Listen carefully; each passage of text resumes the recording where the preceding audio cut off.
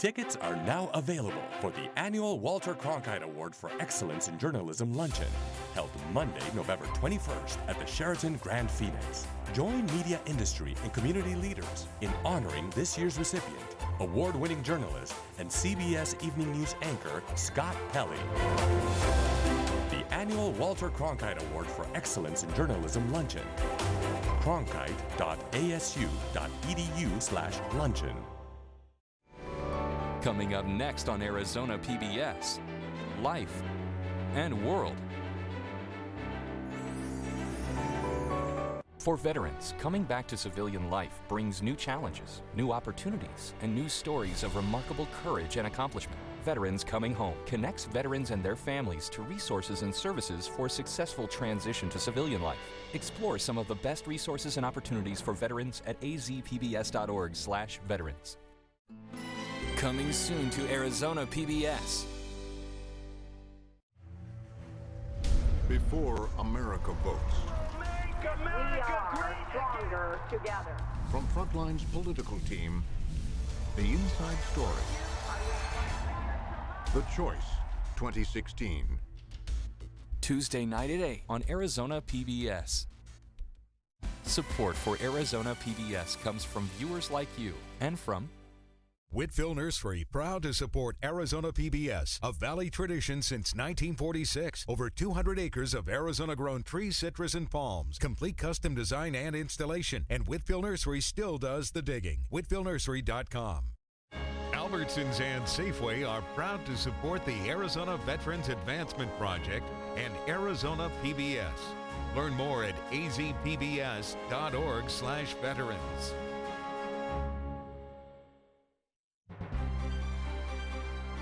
From the Cronkite Studios in downtown Phoenix, this is Cronkite News.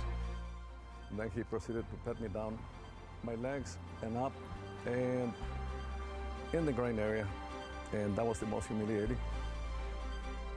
Inside the racial profiling lawsuit against Sheriff Joe Arpaio, and what we can expect from a multi-million-dollar case in the courts. Plus, Arizona wants you to do your part to stay safe when emergencies strike. Plus, Big Red heads back to school with a big message for elementary students in the battle against childhood obesity. Cronkite News starts now. Good evening and welcome to Cronkite News on Arizona PBS. I'm Cassie Ronda. And I'm Carla Liriano. Thank you for joining us. Tonight, a closer look at the relationship between police and the public and the results of a statewide poll here in Arizona. Tensions are high nationwide following police shootings in North Carolina and Oklahoma that left 2 black men dead. Police wore riot gear to ward off protests last night in Charlotte. Today, the North Carolina police chief is defending his officers' actions, and the Charlotte mayor is asking the community to stand together to move forward. We are a collaborative community. We are a community that knows that we rise or fall together. So how do Arizonans feel about law enforcement? We asked that question in a poll conducted with the Arizona Republic, the Morrison Institute, and Cronkite News. Reporter Alicia Gonzalez shares the poll results.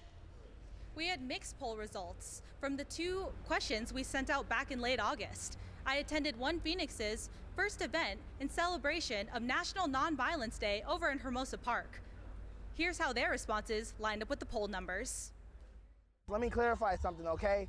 We don't hate the police department. We don't hate the police department, okay? I'll say it again. We do not hate the police department. Jarvis Johnson has been an active community member for the past 10 years. He says he has a great relationship with the police, but knows others have different experiences. I think a lot of the times, in situations, it's because of the color of our skin.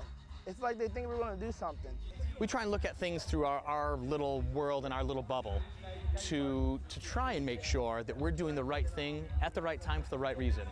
And many Arizonans believe police are doing that. A recent poll by the Arizona Republic, the Morrison Institute, and Cronkite News showed that nearly 84% of people thought Arizona law enforcement would treat them fairly. The poll talked to more than 780 people and had a margin of error of 3.6 percentage points. The responses were mixed for how people thought Arizona law enforcement would treat others depending on ethnicity. 46% believed officers would have a different set of rules depending on ethnicity. Nakia Walker said she hasn't personally experienced any mistreatment, but she knows someone who has. Person was arrested and thrown in jail. They were beat up. They wore dentures. Their dentures were taken from them and thrown in the trash. We didn't find out this person was in jail for about 48 hours. They weren't allowed a phone call. Phoenix Police Department Community Action Sergeant Keith Doherty said he's always trying to improve that relationship with the community. And our biggest thing is to talk to folks. They're not enough, either folks that like us or don't like us, or officers are comfortable just talking to each other. So that's the biggest thing. I will walk up to anybody and have a sit-down conversation with them. Sergeant Doherty said coming out to non-violence protests like Saturday was a nice change from responding to 911 calls all day. You can see the entire poll by going to the full story on cronkitenews.azpbs.org. Just click the poll results link off to the side. In Phoenix, Alicia Gonzalez, Cronkite News. Our Public Insight Bureau wants to know your thoughts on law enforcement in our state. Go online at cronkitenews.azpbs.org to fill out our pin query and share your story. The Maricopa County Board of Supervisors has approved paying the latest legal bill in Sheriff Joe Arpaio's racial profiling case. So far, the case has cost taxpayers more than $48 million. Cronkite News reporter Katie Beery tells us why the case is still stuck in the courts. The county is paying legal bills for the federal racial profiling case that dates back to 2007. The judge in that case has referred the sheriff to federal prosecutors for possible criminal contempt of court prosecution. Right now, the Department of Justice is deciding whether they will take up the criminal case. That's after the U.S. Attorney in Arizona recused himself due to a conflict of interest. Meanwhile, the people at the center of the lawsuit are left in limbo. The flag stands for all my beliefs, about this nation, respect for individuals. Daniel Magos proudly remembers the day he became a U.S. citizen nearly 50 years ago. But a sheriff's deputy questioned that fact when he stopped Magos and his wife as they were driving home. And then he proceeded to pat me down my legs and up and in the groin area, and that was the most humiliating. Magos and his late wife are part of a class action lawsuit. It alleges systematic racial profiling of Latino motorists in Maricopa County by sheriff's deputies like the one who pulled Magos over. A federal judge recommended Sheriff Joe Arpaio face criminal contempt of court charges in connection with the racial profiling case. So I have to get the story out to the Hispanic people, and that's very difficult sometimes. Arpaio, who easily won his primary and is running for a 7th term in office, vows to continue his legal fight. We don't believe that there will ever be sufficient evidence for the trier of fact to find that he was guilty of criminal contempt. His lawyer is a close friend and former U.S. attorney. He's known the sheriff for decades. As long as any sheriff is in there, you'll always find people that are complaining that that office did something wrong.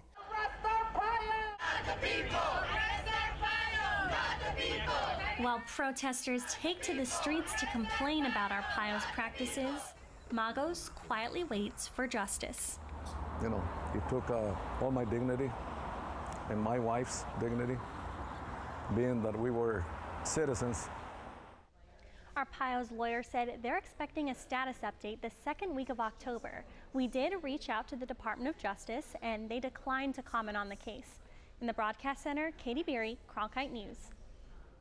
Police in Canada say that schools have been evacuated because of a bomb threat. About 19,000 students were evacuated from 63 schools. Canadian police say they received a fax this morning saying that bombs had been placed in several schools and would detonate today. The fax did not name any schools in particular. Police say they didn't find a bomb at any school and no arrests have been made on the case. Cyber attacks, natural disasters, all kinds of hazards can strike our state. The Arizona Department of Emergency and Military Affairs held an event to ensure we're prepared for a crisis. Cronkite News reporter Joey Carrera was at the event as they mapped out plans to stay safe. The event was filled with all kinds of community members, from church leaders to first responders, and they all had the same goal of spreading a message that will lead to action, so that if we or our communities are faced with a crisis, we can recover. The first part of preparing for a disaster starts with the conversation at home. Wendy Smith-Reeve, Deputy Director of the Arizona Department of Emergency and Military Affairs, says we have to ask ourselves basic questions. What would you need? Do you have enough non-perishable food? Do you have enough water? She recommends making and storing emergency kits. Being prepared at home helps the government in their disaster planning. As each of the individual citizens is preparing, the government is making similar plans to assist them in the event that some of those needs fall short. But dangerous situations can happen anywhere, at any time. Recent bomb threats at schools have the Arizona Department of Education taking steps to ensure the safety of students. The number one thing is that schools have a plan in place, and we as a department are committed to assisting in the development of those plans. All agencies I spoke with said the time to create a plan is now, before disaster strikes. They say to sit with your family and practice that plan. In downtown Phoenix, Joey Carrera, Cronkite News. A cancer-causing element found in water across the nation. Coming up on Cronkite News, how the water provided by the city of Phoenix compares in the levels of chromium-6. And Arizona high schoolers get a special honor after they recruited more than 21,000 blood donors last year. Today, those teenagers gather in a new push to save more lives.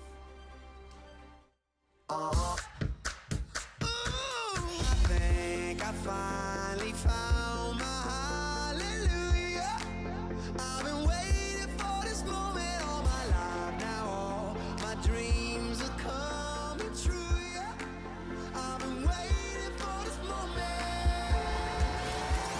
It's good to be alive right about now. Good to be alive right about now. Good to be alive right about now. Hallelujah, let that bass line move. It's good to be alive right about now. I think I finally found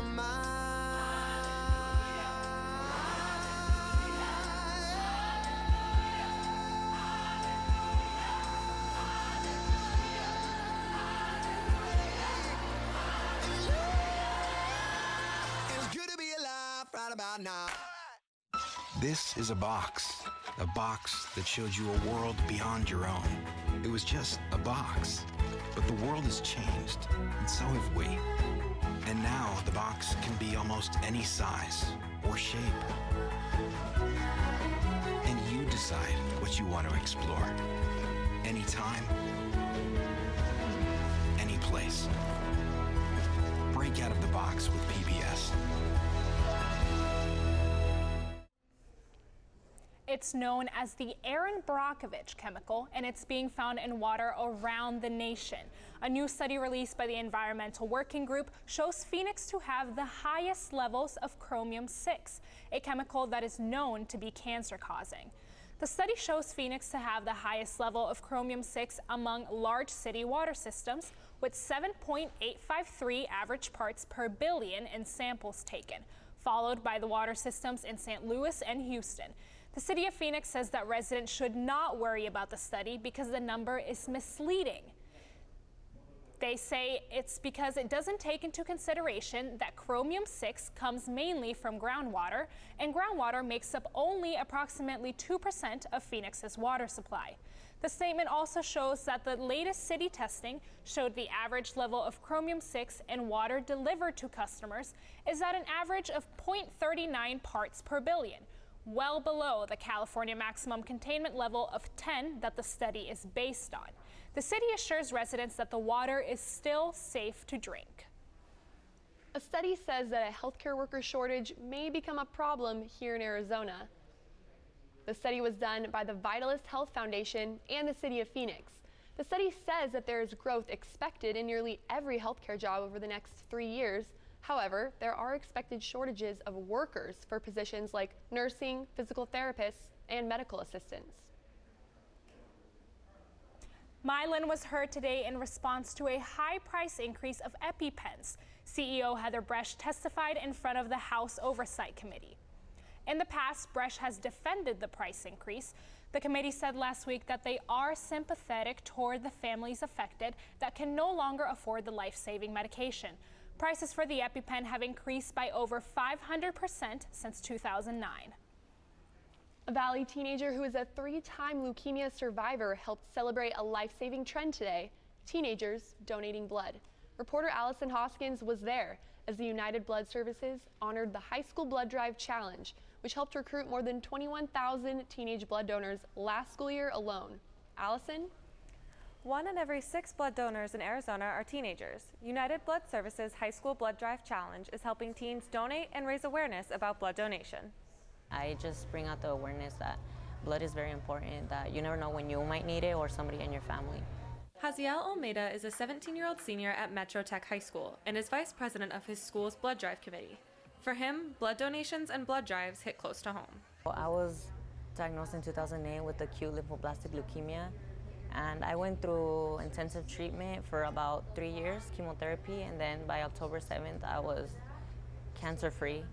And then 2 months passed, and October 31st, I relapsed. So it was scary Halloween. Almeida can laugh about it now because after 2 relapses, he's cancer-free and has been for 3 years, thanks to intense treatment and the help of over 135 blood donors. Donors like Taylor Williamson.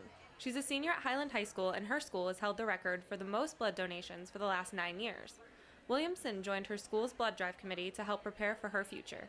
I want to be a nurse when I'm older, so I'm really interested in medicine. I want to do as much as I possibly can to learn about medicine. So we have a class at our school, community service. It's called GC 105, and that's where I learned about blood drive, and I joined it, and ever since then I've loved it.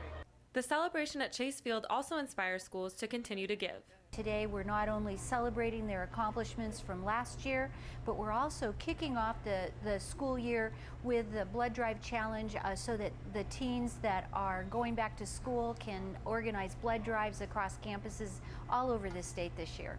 United Blood Services has been doing the High School Blood Drive Challenge for 10 years. Nearly 200 schools participate, and they're hoping more students sign up to be heroes. Ever since I went through my cancer, I just feel like it happened because I have a purpose here. Like, I just feel like it's just made me aware of the importance of not only blood, but bringing awareness to anything that you find important in your life. To learn more about the United Blood Services High School Blood Drive Challenge, how you can and your school can get involved, or how to donate, go to cronkitenews.azpbs.org. In the Broadcast Center, Allison Hoskins, Cronkite News.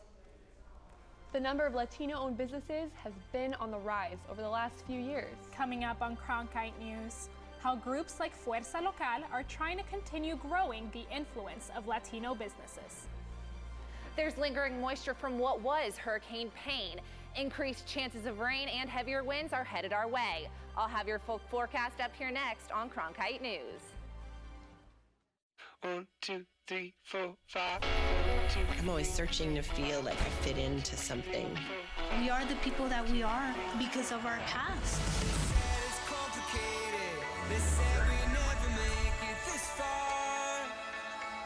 I'm just one of many who stopped being silent.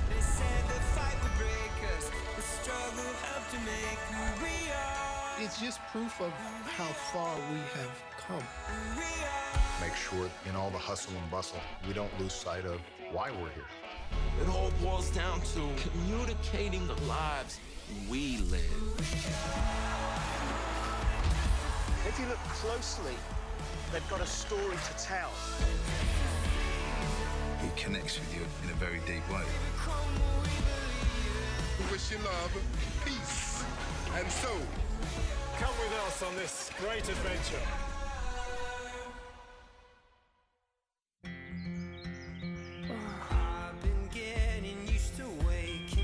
Come and play with us. Onward and onward.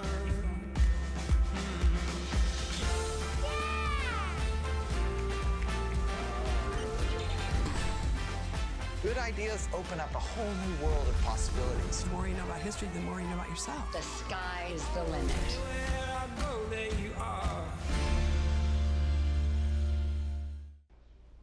Governor Doug Ducey is helping to support small businesses.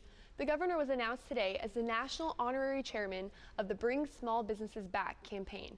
Ducey, along with the Job Creators Network president and CEO Alfredo Ortiz, will host an event for Arizona's small business owners. The event will take place at the ASU Chandler Innovative Center on September 27th. The number of Hispanic-owned businesses in Arizona is on the rise, according to the Arizona Hispanic Chamber of Commerce. Reporter Anthony Marroquin took a look at how much Latino businesses have grown and what a local nonprofit is doing to help. Hispanic-owned businesses in Arizona increased from 52,000 to more than 89,000 between 2007 and 2012, according to the Arizona Hispanic Chamber of Commerce. And experts are hoping to see those numbers increase even more. Meet Bernie Reina. I've always liked coffee. It's my passion. Reina decided to start his own coffee shop in Avondale after he and his wife were laid off from work in 2013. The two got the idea for Colados Coffee and Crepes while in Paris, but they needed some help getting the business off the ground. That's when Fuerza Local stepped in. This program was born so that others can thrive and become better business owners. Fuerza Local is a local nonprofit that provides classes in Spanish for Latino business owners to teach them how to become successful business leaders. The name of the organization is called Fuerza Local, which translates to local force. And I think that's really starting to happen. Starting up your own business like Colados Coffee and Crepes isn't easy, but it's part of the American dream. And here in Arizona, that's a dream that many Latinos have been fulfilling more and more over the years, according to numbers from the Arizona Hispanic Chamber of Commerce.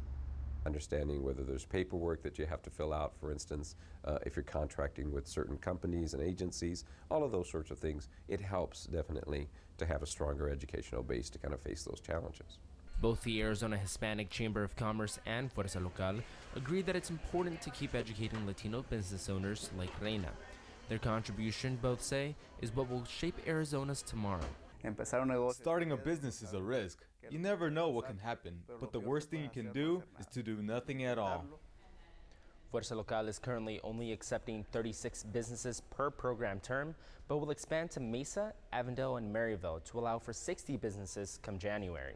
In the broadcast center, Anthony Marroquin, Cronkite News.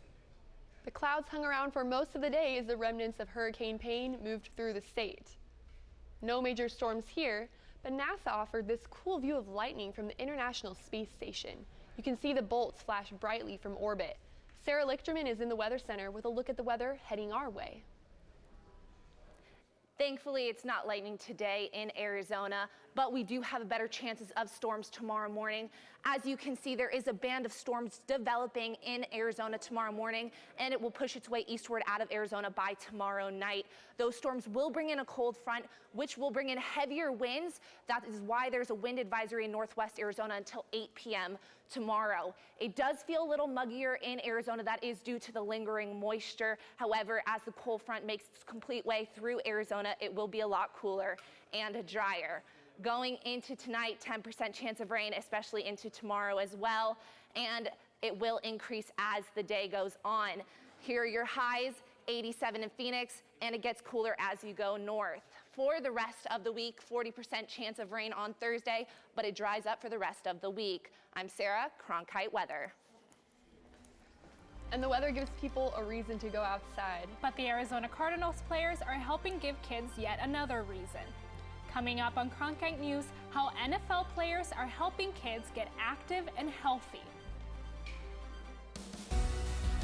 The confidence to lead our country. This isn't reality television. I feel like Hamilton reached out from history and wouldn't let me go until I told his story. I make no apology for my actions. I would do the same again. How have we come so far and yet have so far to go? Right there, coming up.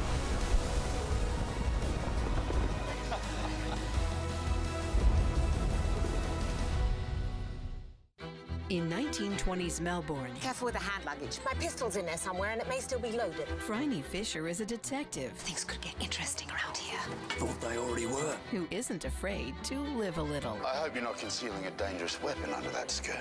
I'm concealing a lot of things. Why do you think you could just run off on your own? Because I'm carrying a gun. The irresistible series, Miss Fisher's Murder Mysteries. Saturday night at 10 on Arizona PBS. Hi, I'm Charlie Rose. As part of the Walter Cronkite School of Journalism and Mass Communication at ASU, Arizona PBS is providing a state-of-the-art venue for the next generation of journalists. From newsrooms in Washington, Los Angeles, and here in Phoenix, students engage in real-time, real-world news reporting, broadcast production, and online innovation. The Cronkite School and Arizona PBS working together in new ways to bridge the classroom to the community in the digital age.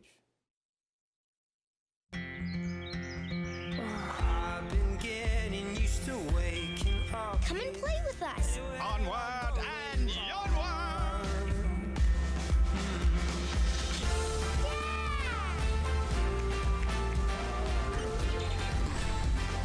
Good ideas open up a whole new world of possibilities. The more you know about history, the more you know about yourself. The sky is the limit. Where I go, there you are. Students at Tempe Elementary School had more than a swing set for fun at recess. They also get a visit from the Arizona Cardinals. It's part of the NFL Play 60 campaign. The mission is to reverse the trend of obesity and get kids up and active. Reporter Blair McElroy takes us to the playground with students who got to play with the Arizona Cardinals.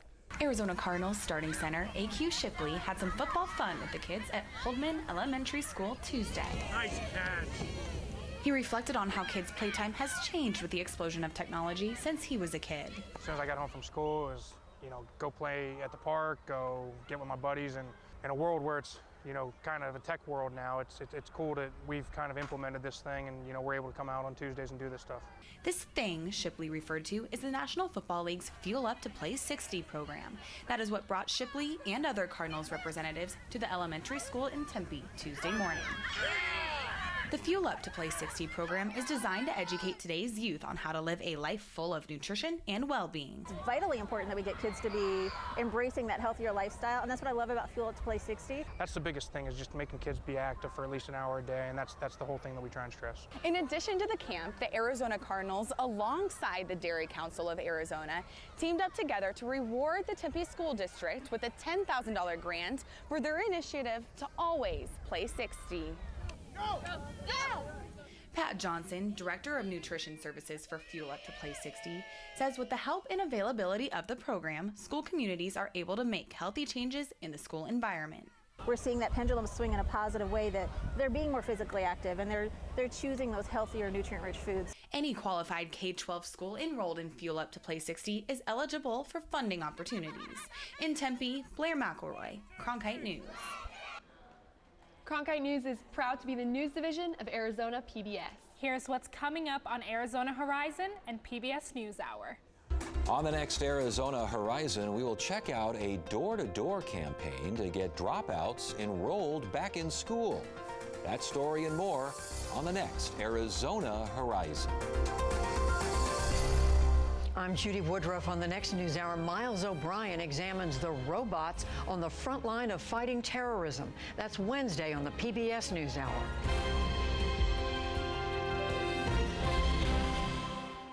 That's it for Cronkite News tonight. Thanks for joining us. For top Arizona stories anytime, go to cronkitenews.azpbs.org.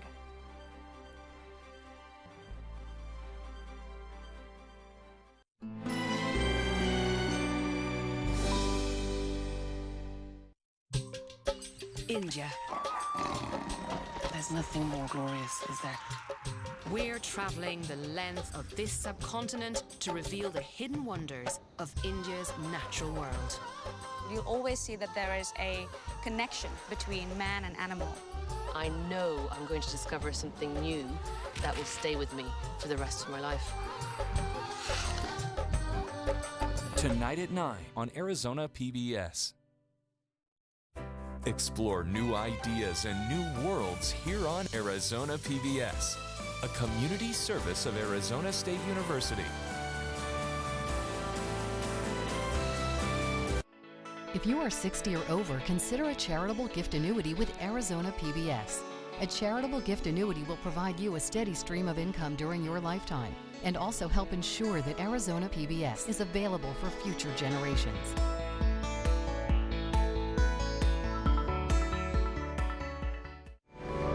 Coming up next on Arizona PBS, Life and World. I'm an urban gardener. I'm a PhD student in criminology law and society. I have an expertise in construction history. I also happen to be a swing dancer. Oh, and I'm a source. And I really like being a source. Great journalism requires great sources, and we want you to be one of them. Arizona PBS is building a network of viewers, people with insight into the stories we cover and the stories we should cover. Explore what it means to be a source for the Arizona PBS Public Insight Network at azpbs.org/pin.